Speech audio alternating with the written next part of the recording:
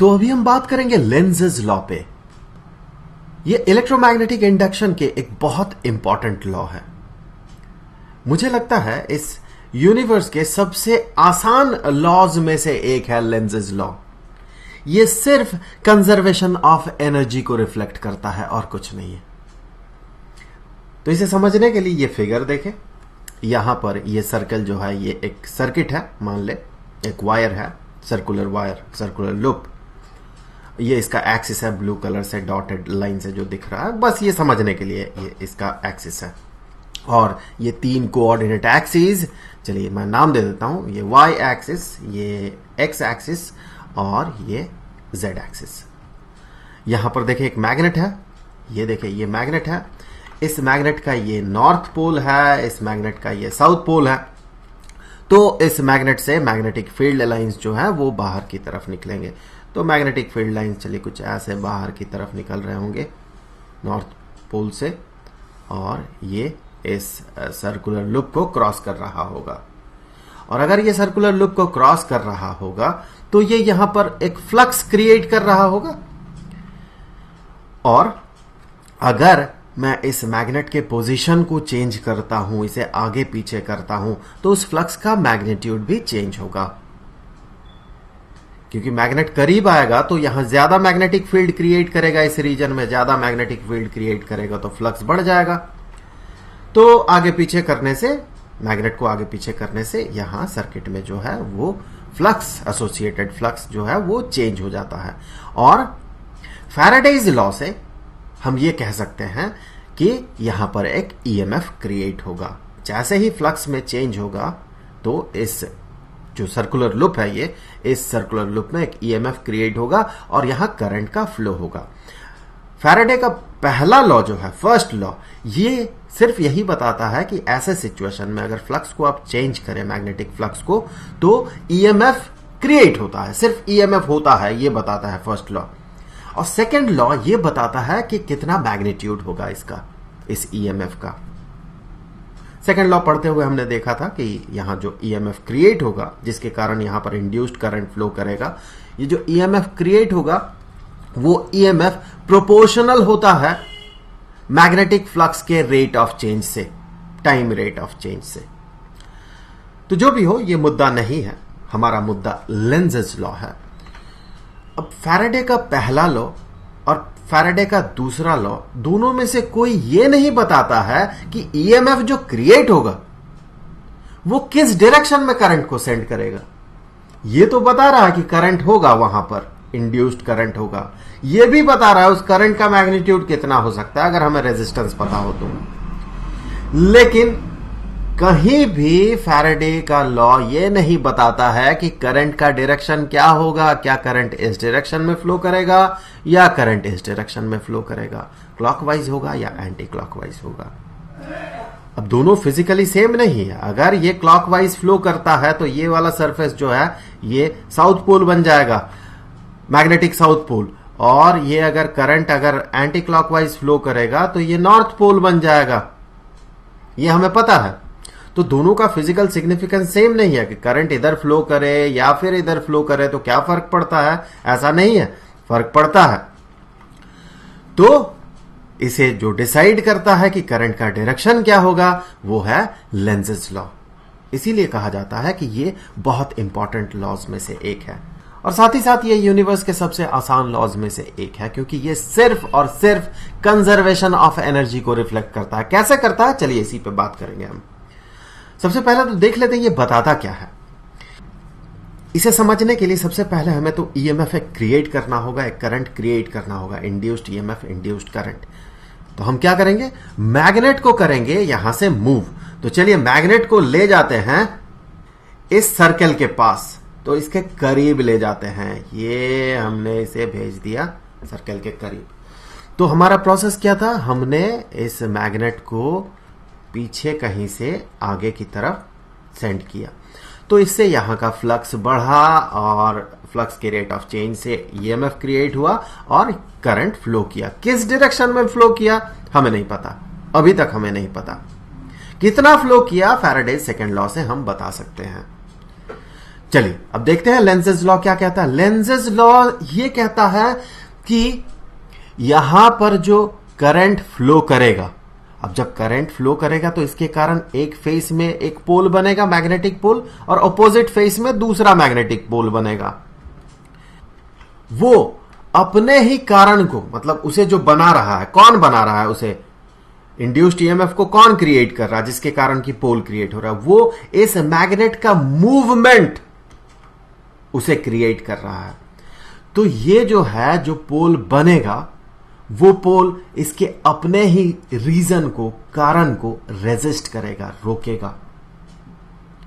इसका मतलब ये नॉर्थ पोल जो है, यहां पर आप अगर इस सर्कल में देखें तो नॉर्थ पोल का असर ज्यादा है, साउथ पोल का असर कम है। तो यहां पर ये जो लूप है, ये लूप कुछ ऐसा करंट सेंड करेगा जिसके कारण यहां पर कुछ ऐसा मैग्नेटिक पोल बनेगा इस साइड में, हमारे तरफ, मतलब हम जो देख पा रहे हैं जिस साइड को, पीछे वाला साइड में नहीं, हमारे तरफ जो हम देख रहे हैं, इस साइड में कुछ ऐसा मैग्नेटिक पोल क्रिएट करेगा कि वो इसे अपने पास आने से रोकेगा। तो ये क्रिएट करेगा नॉर्थ पोल। क्यों? क्योंकि नॉर्थ पोल इस नॉर्थ पोल को रेपेल करेगा, इस नॉर्थ पोल को ये अपने से दूर धकेलेगा, आने नहीं देगा।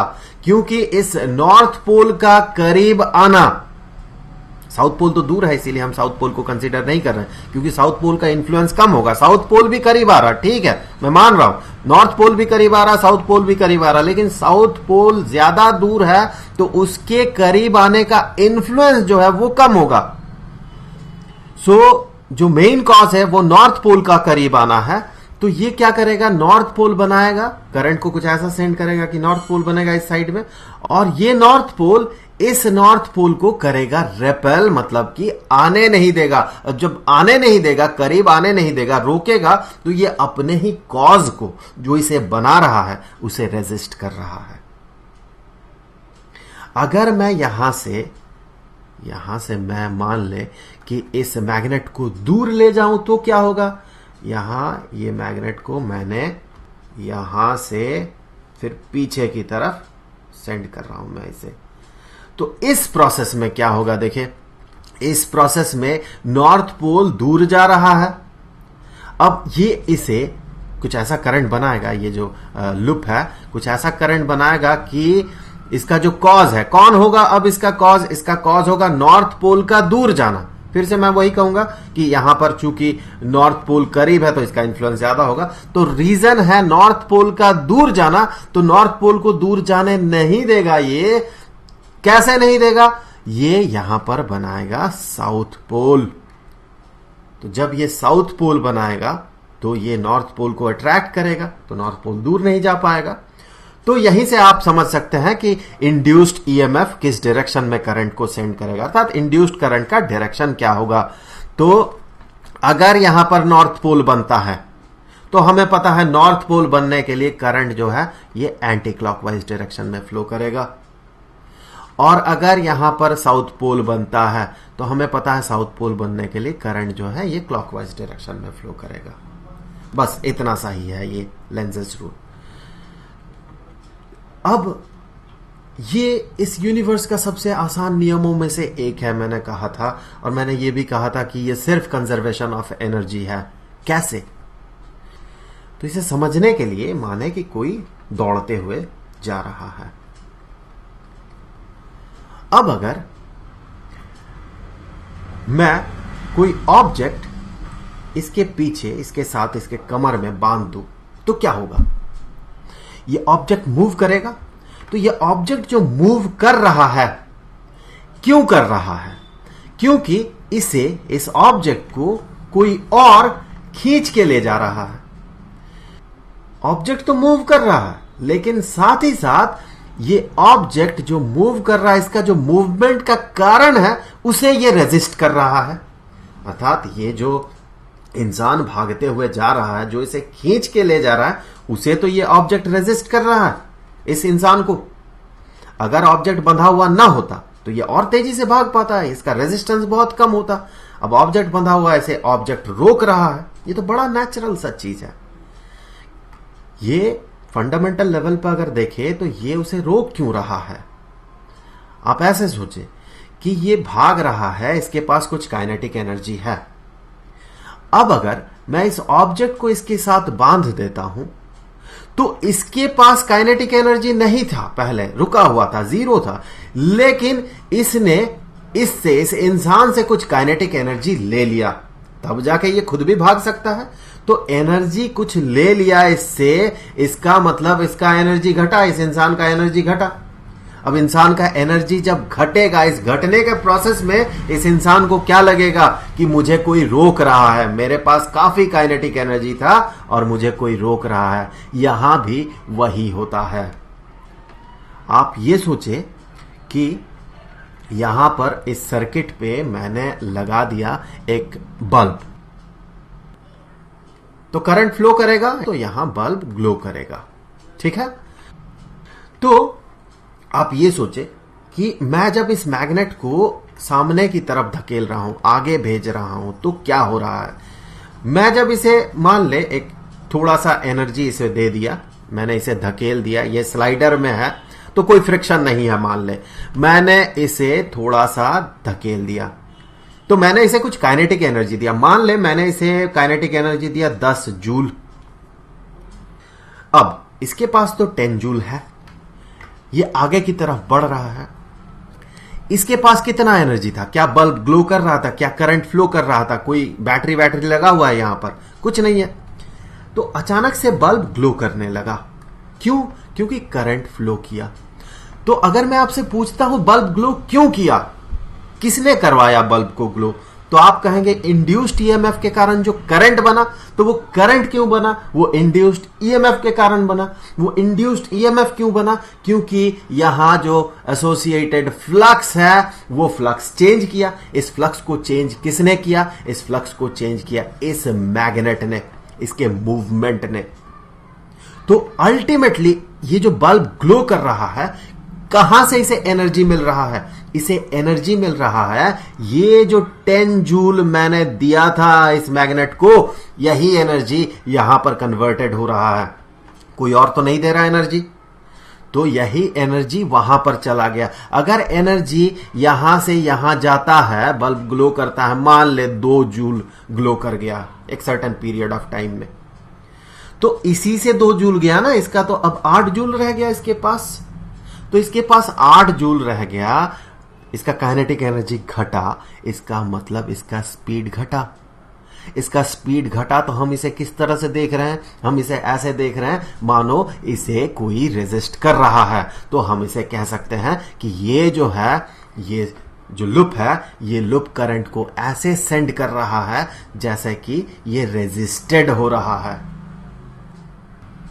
तो ये है लेंज़ेस रूल। अब आपको शायद लग रहा होगा कि ये बहुत आसान है, तो ये कंजर्वेशन ऑफ एनर्जी ही है। अब मान ले एक सिचुएशन आप कंसीडर करें कि अगर ऐसा नहीं होता, अगर करंट ऐसा सेंड करता इंड्यूस्ड ईएमएफ जिससे कि यहां मैग्नेटिक पोल कुछ ऐसा बनता जो कि इसके कारण को, इसका जो रीजन है जिसके कारण ये बन रहा है, उस कारण को रेजिस्ट नहीं करता बल्कि उसे सपोर्ट कर देता, तो क्या होता, तो फिर सारे प्रॉब्लम्स दूर हो जाते। कैसे, चलिए देख लेते हैं। मैंने इस मैग्नेट को थोड़ा सा पुश किया, बहुत थोड़ा सा, बहुत बहुत बहुत कम एनर्जी दिया, मान ले मैंने इसे एनर्जी दिया बहुत बहुत कम, तो मान ले वो एनर्जी है 0.001 जूल। तो इसके कारण ये जो मैग्नेट है इसे बहुत थोड़ा सा एक स्पीड मिला, लेकिन इसके छोटा सा मूवमेंट के कारण यहां फ्लक्स में थोड़ा ही सही चेंज तो हुआ। अब फ्लक्स में जब चेंज हुआ तो इंड्यूस्ड ईएमएफ क्रिएट होगा। अब यहां पर हो गया इंड्यूस्ड ईएमएफ बहुत कम और बहुत छोटा करंट एक फ्लो किया, लेकिन किया, करंट फ्लो किया बहुत छोटा।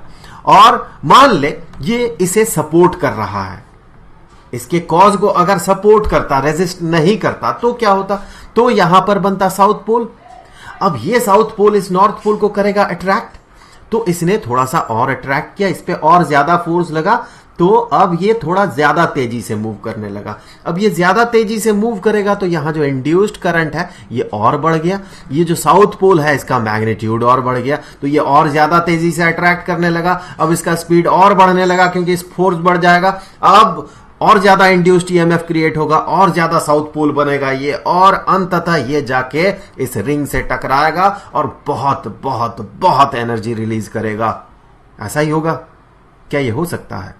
मैंने इसे इतना थोड़ा सा एनर्जी दिया, बाकी एनर्जी कहां से टपकेगा? फ्रॉम कंजर्वेशन ऑफ एनर्जी हमें पता है कि एनर्जी कंजर्व्ड रहता है। एनर्जी को ना हम क्रिएट कर सकते हैं और ना ही डिस्ट्रॉय कर सकते हैं। अब ऐसा नहीं कि कोई आप कहेंगे कि भाई मास एनर्जी में कन्वर्ट होता तो नया एनर्जी क्रिएट होता। मास और एनर्जी को मिल के आप एनर्जी कंसीडर करें, तब जाके हम ये कह सकते हैं कि एनर्जी इज कंजर्व्ड। तो जो भी हो, ये था लेंज़ेस लॉ।